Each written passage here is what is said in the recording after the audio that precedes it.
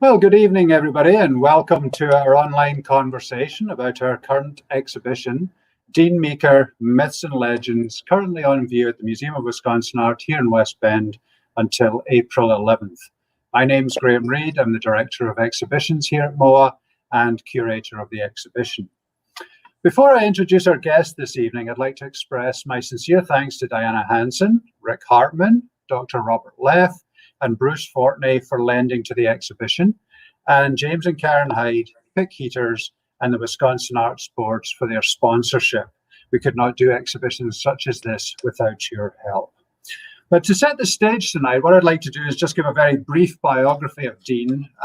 He had an enormously long life of 82 years, and you could pretty much write a major book about his life and all the events that happened within it, but I'm just going to kind of set the stage with a kind of shorter biography. And the exhibition really was supposed to have been mounted last year on the 100th anniversary of his birth in 1920, but the pandemic put paid to that, so we decided, well, let's keep it on the schedule and move it into 2021. And Dean was born in 1920 in Colorado. And over the course of his long career, he became an internationally known printmaker and sculptor. His art career started in high school. He was always inquisitive, always drawing. And he went to high school in Billings, Montana, and that's where he really got his taste for art. But being born in 1920, he came of age during the Depression. And one of the things he found work as was a painter for a billboard company. And then he continued that work after he moved east to attend the Art Institute of Chicago.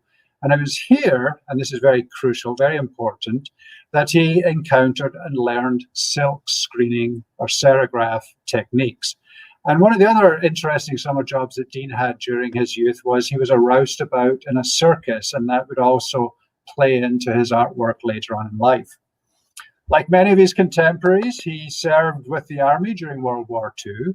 He returned to earn a Bachelor's of Fine Arts in Painting from the Art Institute of Chicago in 1945 and an MFA from Northwestern in 1947. In 1946, he actually first came to Wisconsin at Madison, and when he became an art instructor there, he was in fact the first art department faculty member at the UW to have a Master of Fine Arts degree. And although he was very interested in sculpture, students found out that Dean knew silk screening. And this was not an official course on the syllabus. In fact, silk screening was not really regarded as a fine art medium. But when the students found out that Dean could do silk screening, they basically asked Professor Meeker to teach a silk screening class, which he did in 1948, 1949, and such was his popularity that in 1950, UW-Madison became the first university in the country to offer an official silk screening class taught by Dean Meeker. In his own work, he actually began to experiment with serigraphy or silk screening, developing a technique of overprinting with intaglio, which involves metal plates, to produce images from high relief plates. And one of the hallmarks of Dean's work, Dean's career, is his love of his inquisitiveness and his desire to kind of continually push the medium that he's working in. And when he was doing these polymer serigraph prints, which we'll talk a little bit in the course of the evening, he realized that a standard printing press was not doing what he wanted it to do. So he collaborated with a neighbor, John McPhee, and they came up with the Meeker McPhee press. And you'll see a picture of that later. But again, coming up with something to solve a problem or to pursue his art, push his art in a direction that he wanted it to go. And within 10 years of him starting teaching at Madison, he had his first one-person serigraphy show at the Art Institute of Chicago. This is really, really critical. It's really important and it's really amazing because the curator at the Art Institute, Curator Prints and Drawings, did not consider serigraphy a fine art. But once he saw Dean's silk screens, he changed his mind and considered it to be a fine art. That was the level that Dean took screen printing to. Mid-career, he went back to sculpture. Over the course of his career, he had over 90 solo exhibitions. His sculpture, he worked in bronze, copper, wood, steel, and he produced hundreds of abstract and figurative pieces. He finally retired in 1992 after a 46-year career at the university. I'm pretty sure that's a record for the art department, and it may be a record for the entire university. He won numerous awards over the course of his career. He was widely exhibited and is represented in public and private collections throughout the country: Metropolitan Museum of Art in New York, the Museum of Modern Art in New York, the Whitney Museum of American Art, the National Gallery, the Smithsonian, the Milwaukee Art Center, the Walker Art Center in Minneapolis, Victoria and Albert Museum in London, and of course the Museum of Wisconsin Art. Now, tonight's guest is Diana Hanson, and we're delighted to have her here. She's a major collector of Dean's work and a major lender to the exhibition. And so really my first question for Diana tonight is, where and when did you first meet Dean Meeker? First, Graeme, thank you for inviting me to do this. Dean, the first time I saw Dean's work was in 1962. I was with my dad and we went to Jane Haslam's gallery upstairs above Renabaum's on State Street. And I saw a print called Solitaire. And it was absolutely an exquisite nude. The lines I just could never forget. Later, I went to his studio as a part of the charter member of the Madison Print Club and was just really awestruck by the work that he had done. When we first really came in contact was at the old 602 Club in Madison, it was renowned as one of the sleaziest bars on campus, and all of the professors would occupy the back booth and they'd meet with their students. And from there, Dean and I developed a wonderful relationship.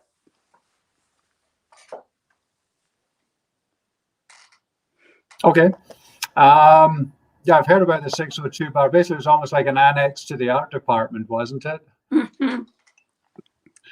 Definitely. It was, that's where professors would go and meet with their grad students on Thursday and Friday. So it was a pretty active place. Well, it's funny talking about meeting with artists, that kind of, or professors meeting with students. It really kind of takes me into my next question, in that I heard that Dean basically couldn't remember artists' names, or he couldn't remember his students' names, but could remember their work even years afterwards. Apparently he was dyslexic, but had an almost photographic memory. And I believe you experienced something like this firsthand between Dean and a former student. Could you tell that story, please? Sure. We were on the island of Maui in Hawaii, and just walking down the street. It was a very quiet day in a very rural little village, and a young man came running down the street, arms and legs akimbo. Professor Meeker, wait, do you remember me? And Dean turned around and he said, no, describe your work. And the young man did, and he said, oh, yes. And we worked on this and we wanted to change that. And how are you doing? Oh, you're still working. That's wonderful. It all came back in an instant. It's kind of remarkable because, I mean, I'm sure over the course of his career, 46 careers in the faculty, he must have lit possibly 1,000 students. I don't know. Thousands. Yeah, literally thousands of students over the years. To me, Dean's work is very much informed by two major influences. The voracious reading he pursued after his eye accident as a teenager. And just to fill in our viewers tonight, when Dean was a teenager, he was messing around with a blasting cap, which almost cost him the sight in one eye. And the doctor, the surgeon, basically said, you need to read, and get that eye really working. And also his extensive travels and experiences literally around the world. And the question is, did he ever kind of switch off from observing what was around him, or was he kind of just constantly engaged mentally and visually? There was never an image that went by that he didn't embrace. It might have been silly, it might have been totally irrelevant, but he would sketch it, take it back to the studio. He might do something with it a month later, a year later, a decade later. Yeah, we're just showing up on the screen just now the surgeon image, which is, in some ways, it's really quite terrifying. I think it's also one of the things I think is also very prescient is, you know, the surgeon's wearing a mask. So there's something very kind of contemporary about this image, that you can't see the surgeon's face, but you see this whole array of tools in front of him, and then the black hands, they're almost like claws, and you can see the operating theatre lights in the background. So it's almost something like it's been done from the artist's point of view as he's lying there about to be operated on. And if we could just go back one image, there was this is one that I really would think is well worth highlighting, is Trojan Horse #2. And this is the kind of print that would have really impressed the curator at the Art Institute, because as I previously mentioned, serigraphy was kind of regarded as a bit of an industrial, commercial medium. And one of the ways that Dean took it kind of to a new level is that this is a serigraph, but it's printed on gold foil paper, which just really makes the whole thing kind of sparkle and really brings all those figures inside the carcass of the horse into amazing kind of relief. And I know this is a big favorite print of yours, Diana. Yes, this one is in the Whitney, and it's very famous. He used a technique here that he invented called spigot drawing, and he took Elmer glue bottles and had various sizes of tips, and then would put asphaltum of different viscosity in the bottles, and he would draw with it. As he said, he had to be very quick and very accurate. This print was also a part of that first silkscreen show in Chicago. I think it's also an important one, not just for the way it's done, but it also is important because kind of classical mythology was a subject matter that he embraced for decades after the 1950s. So I think this is just such an important print in the exhibition. Yes. Many of the subjects he depicted in his prints, the Tower of Babel, Icarus, Pegasus, Phaeton, the Minotaur, Joseph, they all have very strong moral components and in many respects elements of hubris. People and characters basically getting kind of too cocky. There's Icarus, who, flew up with his wings, and he got a little too cocky, flew too close to the sun, and crashed back down to earth. The Tower of Babel being built up towards heaven, and God basically, he makes all the workers speak different languages, so they can't communicate with him, so they can't finish the tower. And then Joseph, the famous story of Joseph with his brothers, and Joseph being sold off by his brothers. Why did these particular stories appeal to Dean? I mean, they're just great stories. They are great stories, and he and I shared a basic belief that everybody puts their pants on one leg at a time. And so these people with outsized historical characters, he would just bring them to reality.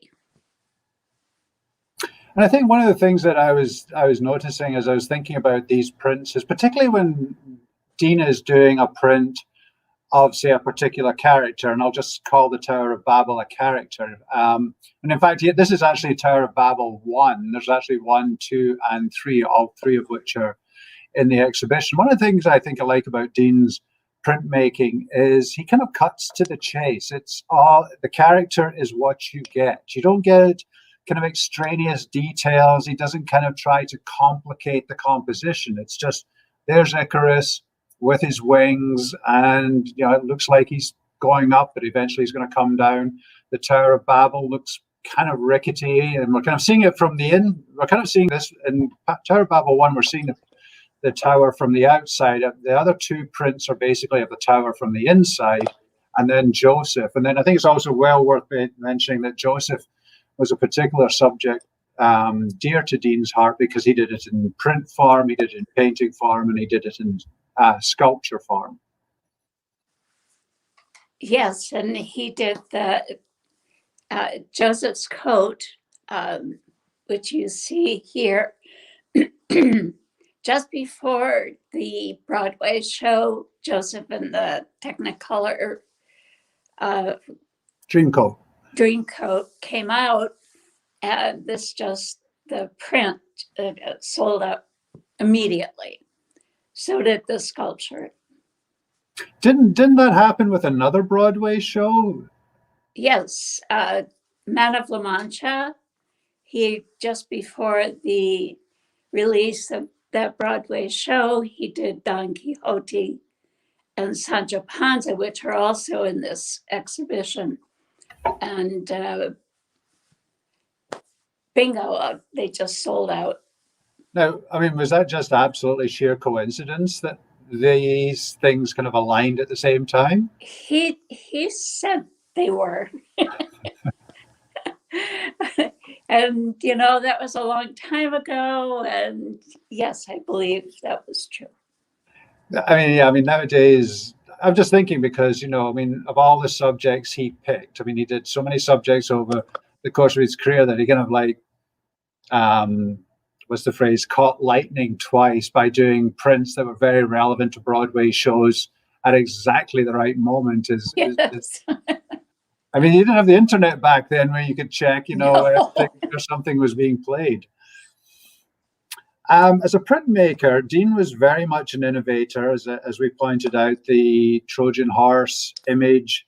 He did the first university level serigraphy class in 1948. He had his first serigraphy exhibition at the Art Institute in 1957, the polymer intaglio print process in the early 60s, the Meeker McPhee press in the 60s. How much of this was necessity being the mother of invention, and how much of it was planned? Dean would first come up with the concept, and he would say, okay, this is what I want to do, but I don't have the tools to do it. So he would invent the tools. The press was definitely a part of this process.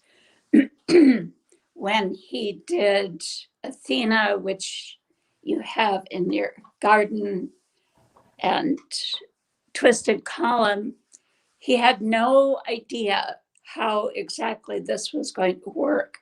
So he invented the processes. Yeah, I think I should just say a little bit about the Meeker McPhee press here. For anybody watching, a traditional printmaking press is a behemoth of an object. It's colossal, it's enormously heavy, it's aesthetically a lump. And the Meeker McPhee press, which you can see here, is by comparison kind of supremely simple, supremely elegant, but it did what Dean wanted it to do.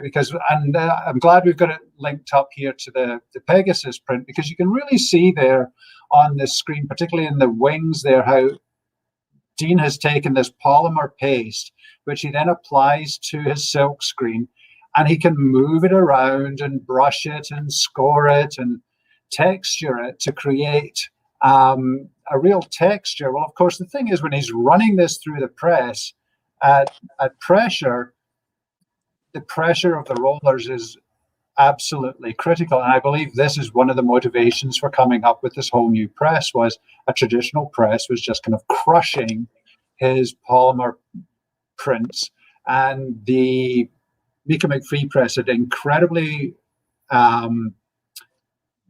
good bearings, good rollers, and wonderfully controlled pressure on those rollers.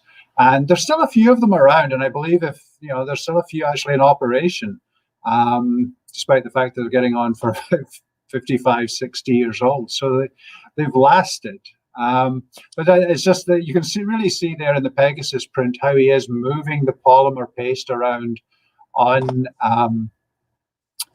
his print, just to kind of really give that texture. And if you come in to see the show, you will really see that these prints have some real substance, some real texture to them. And this goes back even way back to his encaustic paintings. He wanted three-dimensional feel. He wanted the three-dimensional sense that he could do it with encaustic paintings, not with encaustic prints. But with the polymer on the aluminum plates, he could get the texture that he was looking for, and the press allowed him to accomplish that. Which is actually talking about texture and kind of getting almost not a 3D. It's almost like they're almost like very subtle bas reliefs. Sculptural. Pardon? It's sculptural. Sculptural. It's actually the perfect lead into the next image we're actually going to show, which is the Blue Lady from 1948. Dean taught at Madison for 48 years, which, as I said earlier, it's almost certainly a record in the art department and possibly the university. And some of Dean's early work, and you can kind of see one of them behind me, and there's actually several early works in the exhibition from the very late 40s through into the very early 1950s. And it has this kind of magic realist quality. And John Wilde from Milwaukee was actually teaching at the university at the same time. And Wilde had put together this small magic realist group at the university, which Dean was not a part of. But some of these paintings from the late 40s definitely have a kind of magic realist quality to them. And the Blue Lady painting, again, you can't really, this is why you have to come and see the exhibition, because it's, as I said, Dean was a roustabout in a circus when he was in high school, so he would have seen all the oddities that a circus has to offer. And this looks like a tattooed lady. And the detail in this painting is quite incredible. It's almost like every little tattoo is raised off of the body. And again, it's kind of, I think it's Dean kind of being prescient again. I mean, 1948 tattoos were not as popular as they are now. And here's Dean doing this some lady with kind of full body tattoo. But it's just an absolutely remarkable painting. But you can kind of see where I think the kind of germ of the polymer prints comes from, is like he wants to give painting almost that extra dimensionality, that extra texture. And yes. So the question really is, was Dean being there beside Wilde in the art department? I mean, they were colleagues. Were they friends? Was it conscious kinship, or was it just kind of a little bit of being in the same place at the same time? It was partly being in the same place at the same time. They were all very, very competitive. Many of these early images from the 40s came way before Wilde and the crew at the UW. He had these images in his head in sketchbooks and put them down. Kind of talking about colleagues, he was colleagues with many of the great post-war professors at Madison, John Wilde, Warrington Colescott, Santos Singali, and their careers and their lives included the Depression, included the war, the GI Bill. They all went on to incredibly long careers at the university. What influence or impact, if any, do you think that being a colleague of these artists had on Dean's work?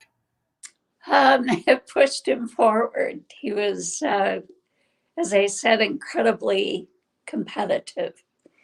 And they were all sparring for studio space, for grant funds, for anything that they could get, classes. So, the competition, I think, spurred all of them on. Because I know Dean got a Guggenheim. I'm pretty sure both Wilde and Colescott both got Guggenheims as well. Didn't they all study in London with Keiko?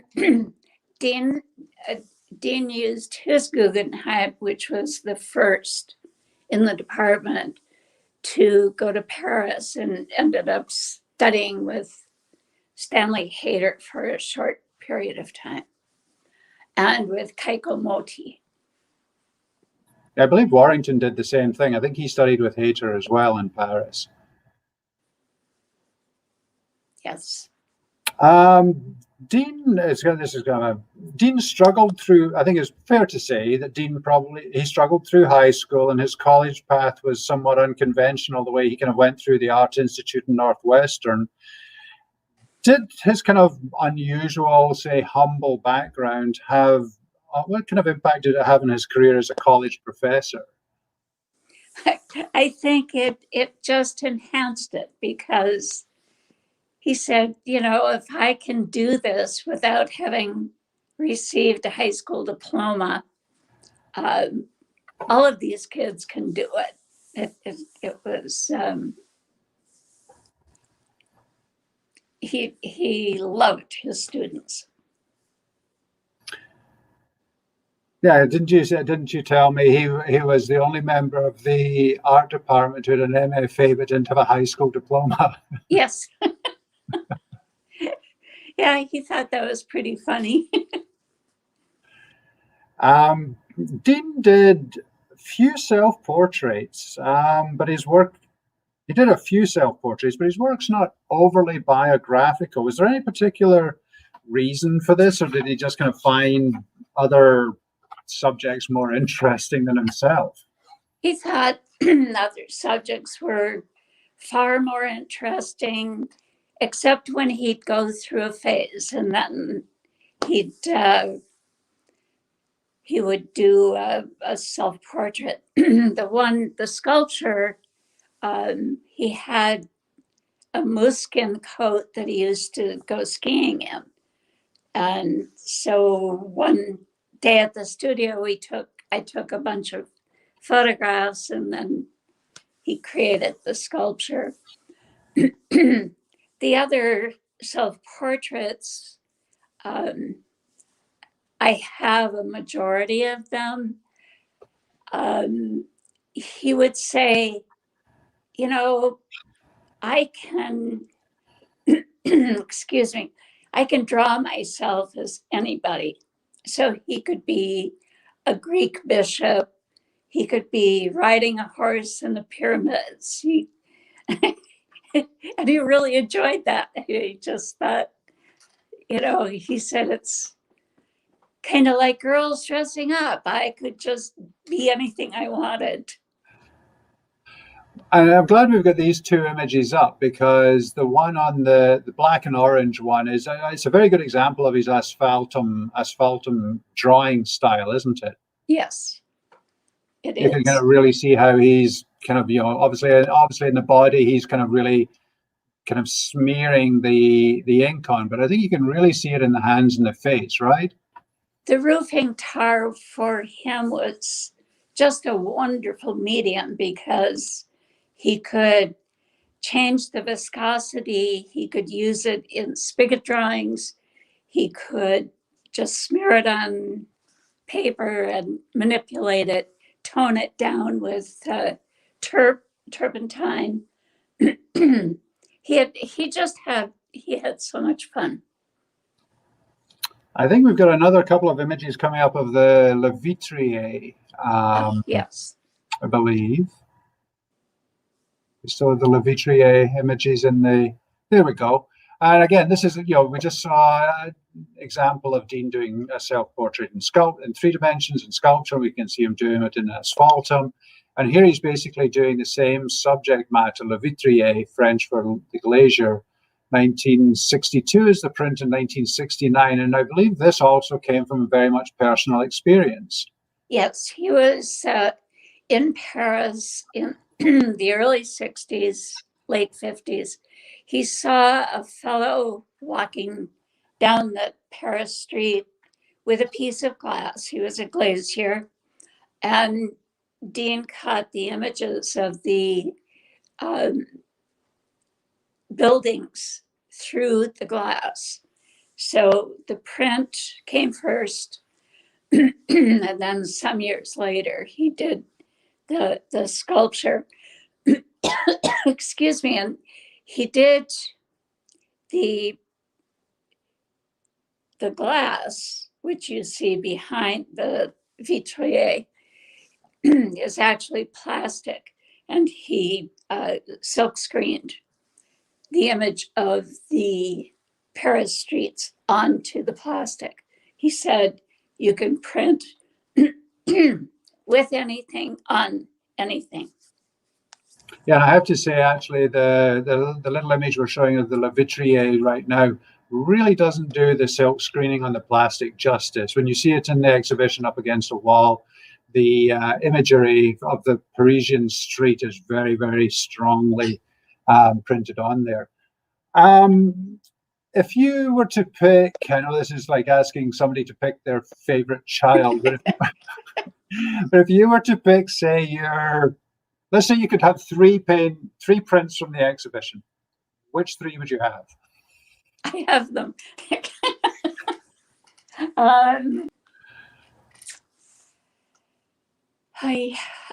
Le Vitrier. Okay. Joseph. You have to tell me why you pick your 3. Well, Le Vitrier, we were actually about halfway into creating this as a piece of stained glass when he died. So I still have the pieces. I haven't done it. Maybe I will. I don't know. Joseph's coat, just because. And Trojan horse. Okay. I know Trojan horse is a big favorite of yours. And I should point out to anybody who's watching and listening that Diana is actually a very talented stained glass artist in her own right. And you actually collaborated on a number of works with Dean, didn't you? Yes, including Joseph's coat. And I think we have a slide of the various Joseph coat images. There we go. So we've got the sculpture in the foreground, then there's the large painting in the background on the blue wall, and then there's 2 versions of the print, Joseph standing, and that's very similar to the painting, and then the seated Joseph there as well. So we thought we should bring all 4 of those together because they're not always all together. They look amazing together. And I think what it really does is it really encapsulates kind of Dean's restless nature. I mean, a lot of artists, they're a painter or they're a sculptor, and here you've got painting, sculpture, and printmaking, basically all by the same artist, and he's really delving in and exploring a particular subject matter. Yes.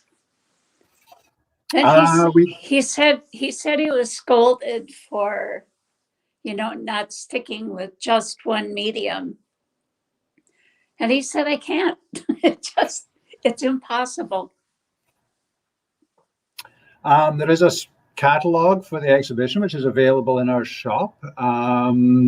Thanks to Nestor Zaragoza Zaragoza. There you are. Thank you very much.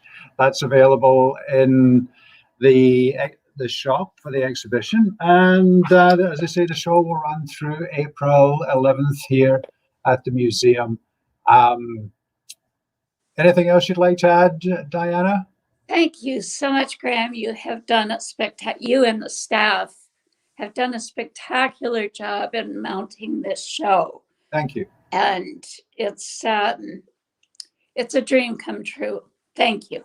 Thank you. And I see we got a question from Greg Martins, who's a printmaker down in Milwaukee, and he's asking, can you expand on the value of competition among Dean and his colleagues? We don't see that much today.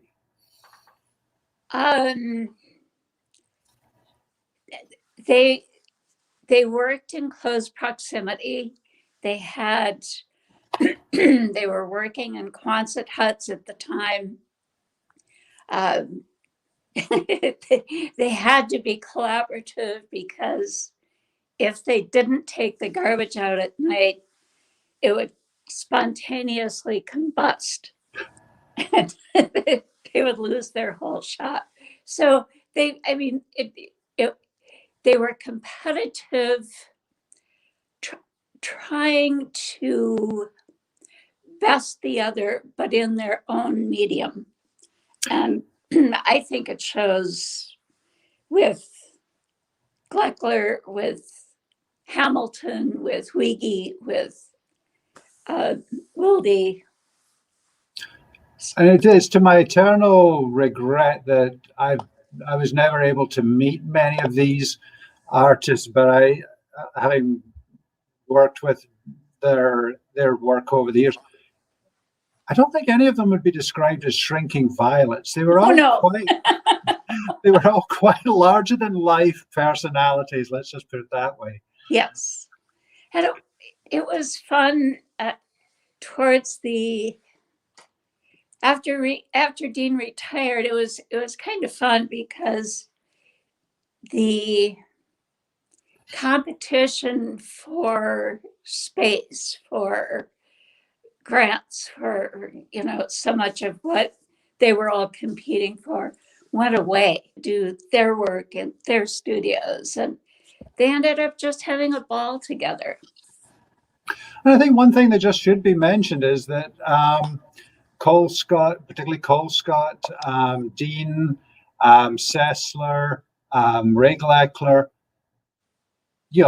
they've got the printmaking department in Madison really on the national radar, and it has remained there to this day. And I think that's something else that you can give Dean credit for, is they basically laid those foundation stones for a department that really, for the last 70 years, has essentially remained one of the premier printmaking departments in the country. Yes. I see we've got a question from Maria Safiotti Dale. It's lovely to see her pop up tonight from the Chazen, and her question is, didn't Dean also spend time in Italy during his Guggenheim year to see the antiquities that inspired his work? Yes, he did. He actually taught classes there, and he loved the Italians. He loved Florence. The last time we were in Florence, I knew we probably would not get back. And early in the 70s, probably, he taught classes at the Villa Racy and became close friends with the entire family. When we went back, I said, why don't you call and just see if the Contessa is still alive? And she was, and we were invited to the villa for dinner. And it was like stepping into a Puccini opera. It was one of the most memorable nights of my life. It was, yes, Italy had a huge impact, and even the last 2 weeks that we spent there. And I believe there's Lorenzo is in the Yes. exhibition, and yeah. Kim Steger, a few questions. What is the size of Trojan Horse 2 print? Did Dean typically work in printmaking as a preface to his other work in sculpture and painting, or the other way around? UW-Madison has a rich history in printmaking. To what might this be attributed to? Graeme, I hope that you've had a good fat back season. I have, thank you. Hey, Craig, please. Trojan Horse, I don't have the measurements to hand, but it's what, maybe 18 by 12 or something? It's 20. really not that. No, 18 by 22, I think. Yeah, it's not one of his larger prints. No. It's not one of his larger prints. Did Dean typically work in printmaking as a preface to his other work? I'll let you answer that one. Did the print come first, or what came first? Printmaking, actually drawing. The Trojan Horse, he actually had all of the characters, the interior characters, cut out of copper and was going to complete a sculpture of that, but he died before he could do it. Yes. Who did his casting? Who did his casting? Some of it was done in Oregon, Illinois, Don Reed. Some of it was done through a foundry in Santa Rosa, California, through Jack Lightstring. Okay. Any more questions? I don't see any more popping up. Diana, thank you for everything you've done to make this exhibition a reality. We couldn't have done it without tapping into your collection and tapping into your knowledge and friendship with Dean. Thank you for that. And thank you to everybody who tuned in tonight and watched this. The exhibition, as we show, will be on until April 11th. The museum is open Wednesday through Sunday, 10 till 5. We're closed Mondays and Tuesdays. And you can see a little shot there of some of the works in the gallery, top left corner. That's the early work. Right ahead of us in the center, you can see the astrological hand and surgeon. There's Sancho Panza and Don Quixote on the right-hand side, and the little Lisa sculpture in the foreground, and the horseman sculpture on the left-hand side, which is also a piece that ties in with a print. So the horseman sculpture, there's a corresponding print, and Lisa, there is a corresponding print as well. So we tried to do that with the exhibition. If we could pair things back together again, prints and sculptures, we tried to do it. It's an exquisite show. It's the largest to date. So thank you, Graeme. Thank you. And thanks to everybody tuning in, and come and see us in West Bend at the Museum of Wisconsin Art. Thanks a lot. Good night. Thank you.